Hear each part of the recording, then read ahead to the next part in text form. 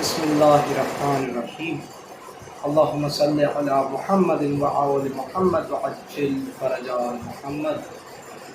سب سے پہلے تمام مومنین کو، شیعہ حیدر کرار، اہل ولا کو، سید المرسلین، خاتم النبیین، سلطان الانبیاء سرکار محمد مصطفیٰ صلی اللہ علیہ وآلہ وسلم اور ناطق قرآن حجت اللہ سرکار امام جعفر صادق علیہ السلام کا ظہور بہت بہت مبارک ہو۔ آج 17 ربیع الاول کی خوشی میں کچھ احادیث لے کر آئے ہیں۔ سرکار رسالت پاک صلی اللہ علیہ وآلہ وسلم کے روضے کی زیارت کرنے کی فضیلت، امام معصومین علیہ السلام کی احادیث کی روشنی۔ ہم دیر کیے بغیر چلتے ہیں احادیث کی طرف۔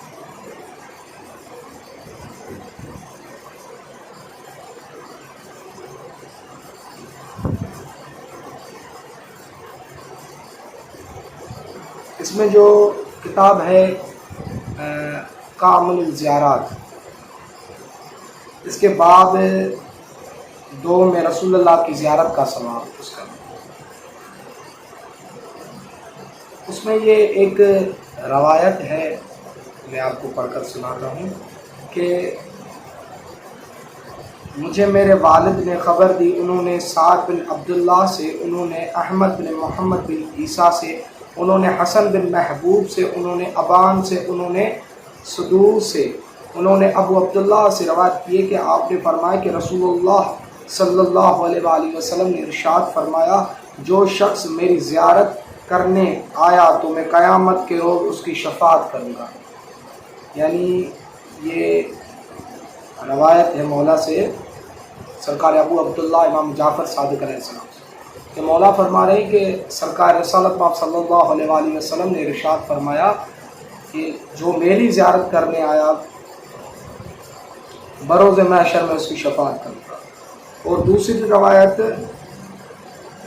اسی کتاب میں باب زیارت رسول اللہ کا ثواب حدیث نمبر 2 میں، کہ مجھ سے حسن ابن احمد سے روایت بیان کیے کہ انہوں نے محمد بن حسن صفار سے، انہوں نے احمد بن محمد بن عیسیٰ سے، انہوں نے ابن ابی نجران سے، انہوں نے کہا کہ میں نے امام ابو جعفر ثانی مولا تقی علیہ السلام سے عرض کیا کہ میں آپ پر قربان جاؤں، جو شخص بر رضا و رغبت کے ساتھ، یعنی شوق کے ساتھ، معرفت کے ساتھ رسول اللہ کی زیارت کے لیے آئے تو اس کے لیے کیا اجر ہے؟ آپ نے فرمایا اس کے لیے جنت ہے۔ رسول اللہ صلی اللہ علیہ وآلہ وسلم کے روزے کی زیارت کا اجر جو ہے مولا نے فرمایا جنت ہے۔ اور دوسری روایت ایک جماعت سے بیان کیا، انہوں نے محمد بن یحییٰ سے، انہوں نے احمد بن محمد بن عیسیٰ سے، انہوں نے معاویہ بن حکیم سے، انہوں نے عبد الرحمن بن ابی نجران سے، انہوں نے کہا کہ میں نے ابو جعفر ثانی یعنی مولا محمد تقی علیہ السلام سے پوچھا کہ جو شخص ارادتاً، یعنی یہ ارادہ کرے رسول اللہ کی زیارت کا، کہ میں ارادہ کرتا ہوں کہ میں رسول اللہ کی زیارت کے لیے جاؤں، ارادتاً نبی صلی اللہ علیہ وآلہ وسلم کی قبر کی زیارت کرے تو اس کے لیے کیا اجر و ثواب ہے؟ آپ نے فرمایا اس کے لیے جنت ہے۔ یعنی ایک ارادتاً اس نے نیت کی کہ میں سرکار کی زیارت کے لیے جاؤں گا۔ اور دوسری روایت بھی اسی کتاب میں اور اسی روایت سے ہے کہ یہ بھی روایت مولا محمد تقی علیہ السلام سے ہے کہ مولا سے پوچھا گیا، یہ بھی عبد الرحمن ابن ابی نجران نے پوچھا کہ جو شخص ارادتاً رسول اللہ صلی اللہ علیہ وآلہ وسلم کی زیارت کرے تو اس کے لیے کیا اجر ہے؟ آپ نے فرمایا انشاءاللہ اسے جنت میں داخل کرے گا، یعنی پروردگار ہے۔ اور دوسری روایت اسی کتاب میں ابو بکر حضرمی سے، انہوں نے کہا کہ مجھے امام ابو عبداللہ یعنی امام جعفر صادق علیہ السلام نے حکم دیا کہ میں रसूल अल्लाह की मस्जिद में बहुत ज़्यादा सलात जितनी ताकत रखूं पढ़ा करूं, और मुझसे पूछा कि क्या तुम मेरे जद रसूल अल्लाह की कब्र की ज़ियारत के लिए जाते हो? मैंने कहा जी हाँ। आपने फरमाया ख़बरदार, आप करीब से सुन लेते हैं, और जब तुम दूर होते हो तो तुम्हारा दुरूद आपको पहुंचाया जाता है। यानी जो भी रसूलुल्लाह सल्लल्लाहु अलैहि वसल्लम पर दुरूद भेजता है वो सरकार तक पहुंचाया जाता है। और दूसरी रवायत भी सरकार अबू अब्दुल्लाह से रवायत है, कहा कि मैंने सारबान ऊँट के मालिक, यानी जो ऊँट के मालिक होते हैं, को 2 या 3 दिनार ज़्यादा दिए हैं ताकि वो मुझे मदीना ले जाए। आपने फरमाया तुमने ठीक फरमाया। यानी ये जो रवायत है सैफ बिन अबी उमैर से, उन्होंने आमिर बिन अब्दुल्लाह से उन्होंने कहा कि मैंने इमाम अबू अब्दुल्लाह से कहा कि मैंने ऊँट के मालिक को 2 या 3 दिनार ज़्यादा दिए हैं ताकि वो मुझे मदीना ले जाए। आपने फरमाया तुमने ठीक किया, इस तरह आसानी से तुम रसूलुल्लाह की कब्र पर आकर सलाम कर सकोगे। आप करीब से सुन लेते हैं, और दुरूद वाले, ये जो दुरूद होता है, और दुरूद वाले का दुरूद आपको पहुंचाया जाता है। यानी जो भी सरकार रिसालत महफूज सल्लल्लाहु अलैहि वसल्लम पर दुरूद भेजता है वो सरकार तक पहुंचाया जाता है। और इसके अलावा यानी इन रवायतों से सरकार आला मासूमीन अलैहिस्सलाम, ये मैंने इख्तिसार के साथ बयान किए। इसमें पूरा बाब है जिसमें रिसालत महफूज सल्लल्लाहु अलैहि वसल्लम ने सरकार रिसालत महफूज सल्लल्लाहु अलैहि वसल्लम की आला मासूमीन अलैहिस्सलाम ने ज़ियारत का सवाब बताया कि उन पर जन्नत है, और जो भी दुरूद भेजता है और वो दुरूद रिसालत महफूज सल्लल्लाहु अलैहि वसल्लम की बारगाह में पहुंचाया जाता है। और उसके अलावा कुछ और रवायतें हैं जो आपके सामने पेश करता हूँ।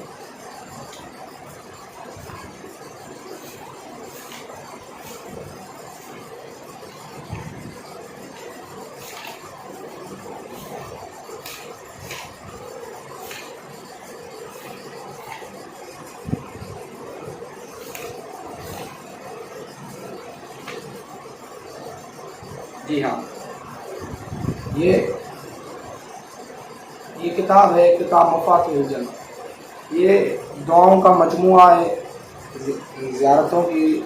ये हर घर में ये किताब होती है। इसमें ये यहाँ पर ये किताब लिखी हुई है, सिक्का मुहद्दिसीन शेख अब्बास कुमी की ये किताब है। इसमें जो बाब है, तीसरी फसल, यहाँ पर लिखा है कि तीसरी फसल जो है वो मदीने में रसूलुल्लाह और सैयदा फातिमा ज़हरा सलामुल्लाह अलैहा बीबी की ज़ियारत के मुताबिक। यहाँ पर लिखते हैं कि शेख शहीद ने फरमाया कि अगर लोग रसूलुल्लाह सल्लल्लाहु अलैहि वसल्लम की ज़ियारत करना छोड़ दें तो फिर आपके वारिस हकीकी यानी इमाम मंसूब मिनल्लाह, यानी आला मासूमीन अलैहिस्सलाम, इमाम मासूम पर लाजिम होगा कि वो लोगों को आपकी ज़ियारत करने के लिए जाने के लिए मजबूर करे। यानी जो अगर ज़ियारत नहीं करेगा और ज़ियारत करना छोड़ देगा कि ये हकीकी वारिस यानी इमाम और मासूम पर लाजिम है कि वो आपकी ज़ियारत के लिए जाने पर मजबूर करे, क्योंकि आपकी ज़ियारत को ना जाना आप पर एक जफ़ा है जो हराम है। ये एक जफ़ा है, यानी रसूलुल्लाह सल्लल्लाहु अलैहि वसल्लम की ज़ियारत लाजमन करनी है हमें, यानी सरकार रिसालत महफूज सल्लल्लाहु अलैहि वसल्लम की ज़ियारत को छोड़ना नहीं, यानी वाजिब है। एक जफ़ा है, यानी जो सरकार की ज़ियारत को छोड़ता है वो जफ़ा करता है। शेख सदूक ने इमाम जाफ़र सादिक अलैहिस्सलाम से रवायत की है कि तुम में से जो शख्स भी हज करे, यानी शेख सदूक से ये रवायत है कि इमाम जाफ़र सादिक अलैहिस्सलाम से कि तुम में से जो भी शख्स हज करे तो उसको अपना हज रसूलुल्लाह की ज़ियारत पर तमाम करना चाहिए। यानी जो भी हज करे वो अपना हज जो है वो तमाम करे रिसालत महफूज सल्लल्लाहु अलैहि वसल्लम की ज़ियारत के लिए। زیارت سے کہ حج اسی طرح تمام و کامل ہوتا ہے۔ نیز امیر المومنین سے روایت ہوئی ہے کہ فرمایا کہ اپنے حجوں یعنی جو حج کرتے حجوں کو رسول اللہ صلی اللہ علیہ وآلہ وسلم کی زیارت کے ساتھ ختم کرو، کیونکہ حج کے بعد رسول اللہ کی زیارت نہ کرنا ظلم و جور ہے۔ یہاں پر یہ کتاب ہے، آپ دیکھ سکتے ہیں مفات الجنہ۔ اس کتاب میں لکھا ہے کہ امیر المومنین سے روایت ہے کہ اپنے حجوں یا جب تم حج کرو تو رسول اللہ صلی اللہ علیہ وآلہ وسلم کی زیارت کے ساتھ ختم کرو، کیونکہ حج کے بعد یعنی جو حج کرتے حج کے بعد ان حضرات یعنی سرکار محمد مصطفیٰ صلی اللہ علیہ وآلہ وسلم کی زیارت نہ کرنا ظلم و جور اور خلاف ادب ہے۔ پھر تمہیں حکم دیا گیا کہ ان چند مزارات پر جاؤ جن کا حق تم پر ہے، یعنی مزارات اہل بیت علیہ السلام، ان کی مودت ساری امت محمدیہ پر واجب و لازم ہے۔ بس ان مزارات پر جا کر حق تعالیٰ سے رزق مانگو۔ یہ آگے اور شیخ عباس قمی نے بیان کیا۔ ابو سلب حربی نے روایت کی ہے کہ امام علی رضا علیہ السلام سے عرض کیا کہ یہ حدیث جو نقل کی جاتی ہے کہ مومنین جنت میں اپنے ٹھکانوں پر ہی اپنے پروردگار کی زیارت کریں گے۔ اب یہ ابو سلب حربی نے روایت کی ہے کہ میں نے امام علی رضا علیہ السلام سے عرض کیا کہ یہ حدیث جو نقل کی جاتی ہے، یعنی وہ فرما رہے کہ مولا یہ جو حدیث نقل کی جاتی ہے کہ مومنین جنت میں اپنے ٹھکانوں پر ہی اپنے پروردگار کی زیارت کریں گے، یعنی جنت میں اپنے ٹھکانوں پر ہی مومنین پروردگار عالم اللہ جل شانہ کی زیارت کریں گے۔ اس کے متعلق مولا سے سوال کیا، ہاں زیارت کریں گے۔ سائل کا خیال یہ تھا کہ بظاہر یہ حدیث درست نہیں ہے، یعنی سائل جو ہے ابو سلب وہ یہ سمجھ رہے کہ یہ حدیث ٹھیک نہیں ہے۔ ان کا خیال یہ تھا کہ پروردگار عالم کو نظر نہیں آتے، پھر یہ حدیث کیسے ٹھیک ہو سکتی ہے، کیونکہ پروردگار عالم جسم بھی نہیں رکھتا اور اسے دیکھا بھی نہیں جا سکتا، ایسا ہو ہی نہیں سکتا۔ تو سائل کے ذہن میں یہ سوال تھا کہ یہ حدیث جو ہے وہ ٹھیک نہیں ہے، مگر مولا نے اس کا کیا جواب دیا۔ اب وہ جواب سنیں کہ مولا امام علی رضا علیہ السلام ہمارے ہاتھ میں امام قرآن ناطق علیہ السلام نے کیا ارشاد فرمایا۔ سائل کا خیال یہ تھا کہ بظاہر یہ حدیث درست نہیں، کیونکہ اس سے خدا کا مجسم ہونا لازم آتا ہے، یعنی اس کا خیال یہ تھا بس اگر اس کا کوئی ایسا مطلب ہے جو توحید کے منافی نہ ہو تو وہ بیان فرمائے۔ امام علی رضا علیہ السلام نے اس یعنی جو حدیث بیان کی جاتی ہے کہ مومنین جنت میں اپنے ٹھکانوں پر اپنے پروردگار کی زیارت کریں گے، اس کی وضاحت مولا فرما رہے ہیں۔ امام علی رضا علیہ السلام نے فرمایا کہ اے ابو سلب، حق تعالیٰ رسول اللہ صلی اللہ علیہ وآلہ وسلم کو اپنی ساری مخلوق، سبھی انبیاء اور تمام ملائکہ سے افضل ٹھہرایا ہے۔ اس نے ان کی اطاعت کو اپنی اطاعت، ان کی بیعت کو اپنی بیعت، یعنی رسول اللہ صلی اللہ علیہ وآلہ وسلم کی اطاعت اللہ کی اطاعت ہے، رسول اللہ صلی اللہ علیہ وآلہ وسلم کی بیعت اللہ کی بیعت۔ جس نے رسول اللہ صلی اللہ علیہ وآلہ وسلم کے ہاتھ پر بیعت کی اس نے اللہ پر بیعت کی، اللہ کے ہاتھ پر، کیونکہ یہ ید اللہ بھی ہے۔ انبیاء تمام ملائکہ سے افضل ٹھہرایا ہے۔ اس نے ان کی اطاعت کو اپنی اطاعت اور ان کی بیعت کو اپنی بیعت اور ان کی زیارت کو اپنی زیارت قرار دیا ہے، یعنی جس نے رسول اللہ صلی اللہ علیہ وآلہ وسلم کی زیارت کی اس نے پروردگار عالم اللہ جل شانہ کی زیارت کی، کیونکہ یہ نور اللہ ہے۔ ان کی زیارت اللہ کی زیارت ہے، اللہ کی زیارت سے اس لیے کہ کیونکہ یہ اللہ کے نور ہیں۔ اور آگے مولا نے یہ فرمایا ان کی زیارت کو اپنی زیارت کا نیز رسول اللہ صلی اللہ علیہ وآلہ وسلم نے ارشاد فرمایا جس نے میری زیارت زندگی یا میری موت کے بعد، یعنی میری دنیا سے رخصت ہونے کے بعد یا میری زندگی میں ہی میری زیارت کی گویا اس نے حق تعالیٰ کی زیارت کی، اس نے پروردگار عالم اللہ کی زیارت کی۔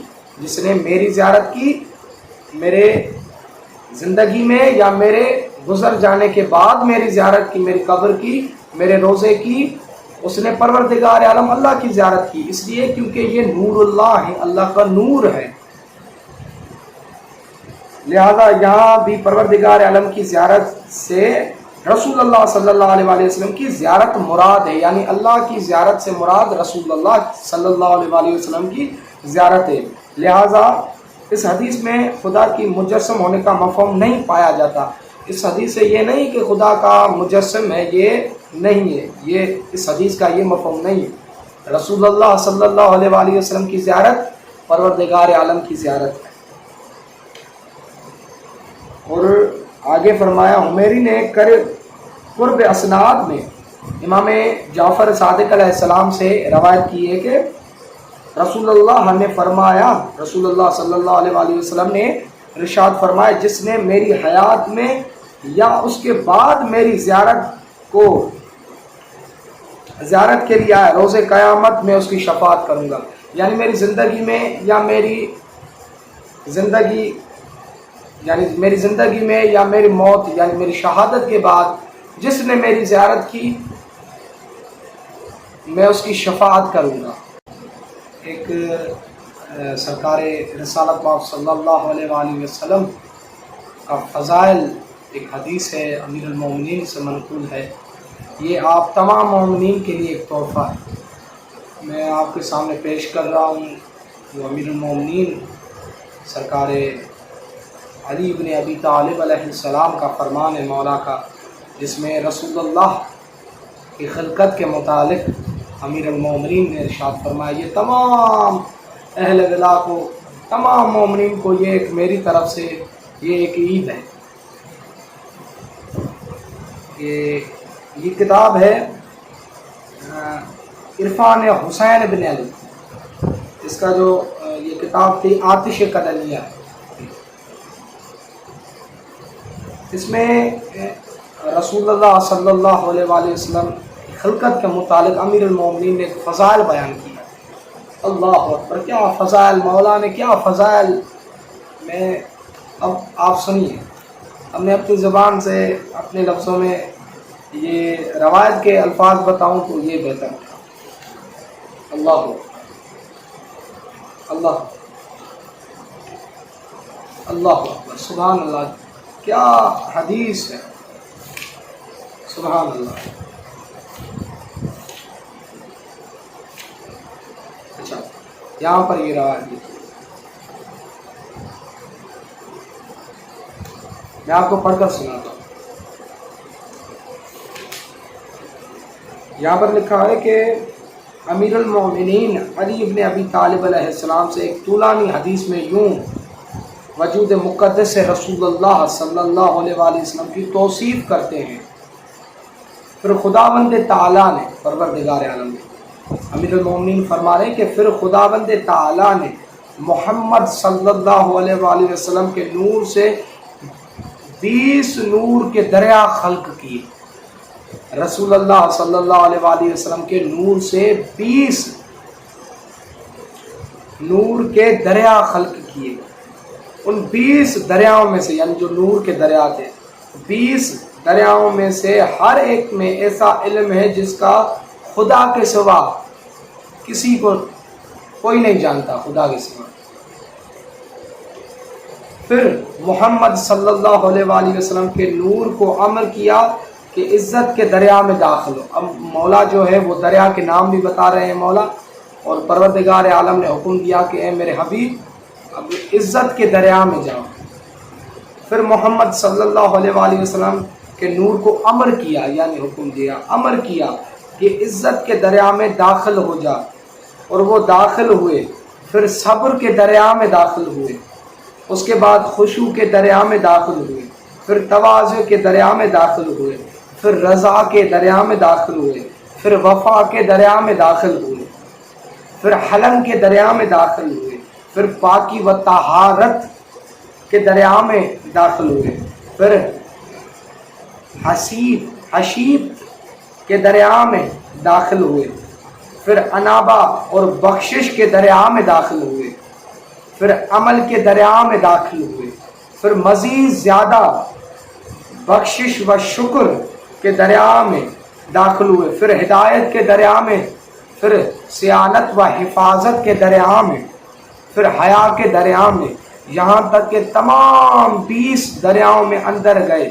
پھر جیسے ہی آخری دریا سے باہر آئے، یعنی خداوند عالم نے آخری 20 دریا سے جو آخری دروازہ دریا تھا اس کے متعلق، اس کے بعد پروردگار عالم نے ارشاد فرمایا آخری دریا سے باہر آئے تو خداوند تعالیٰ نے ارشاد فرمایا اے میرے حبیب، یعنی اے میرے رسول محمد صلی اللہ علیہ وآلہ وسلم، اور اے میرے رسولوں کے سید و سردار، سبحان اللہ، اے میری پہلی مخلوق، یعنی پروردگار عالم یہ مخاطب کر رہے ہیں، مخاطب ہو رہے ہیں حضور صلی اللہ علیہ وآلہ وسلم.